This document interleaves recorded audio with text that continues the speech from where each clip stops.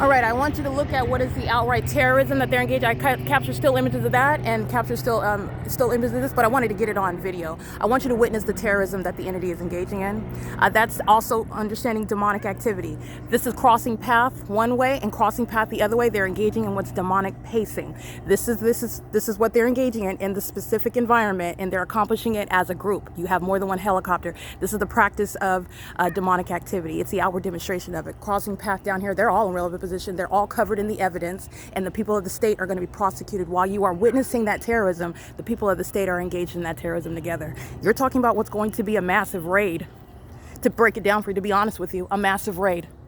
The raid of what is an entire zone of relevant position. Okay? The federal government is going to swoop in and is going to handle criminal acts just like this, that they engage in open, plain view, and they're monitoring. They know that they're being documented. All the more reason why you're going to deal with the people of the state. They're covered in the evidence. None of that is sunlight. It's impossible light. I also want you to pay attention. You know why else it's impossible light? This is all shade. You see this building? The entity is lowering the light source as though it's setting, right? You see impossible light in the shade? This is all shade. This is all impossible light.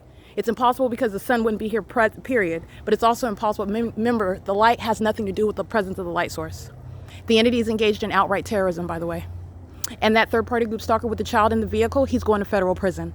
The entity acts with hostility while you document, and they are holding hands. So while I documented him engaging in terrorism, stalking in the path with engineered light, a psychopath that's stalking and monitoring and likes to do so with that clown-like demonic light activity, and then wants to engage in terrorism with that law enforcement agent, he's going to federal prison. And if he's not even an American citizen, he's going to be deported. That's how that's legally relevant. Seconds after I'm documenting the people, they engage in that pattern. The people of the state are engaged in what is an unlawful, impermissible threat, and they will learn the consequences of that in this federal prison. And he can watch this video because that's exactly what's coming for him. You're going to remove that child from his custody, and he's going to federal prison. But like I said, this is serving for a massive raid. They're all monitoring.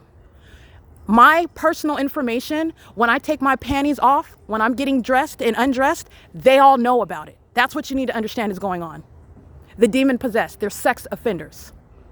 All right, it is currently 4:52 p.m. This is P.O.C. This is P.O.C.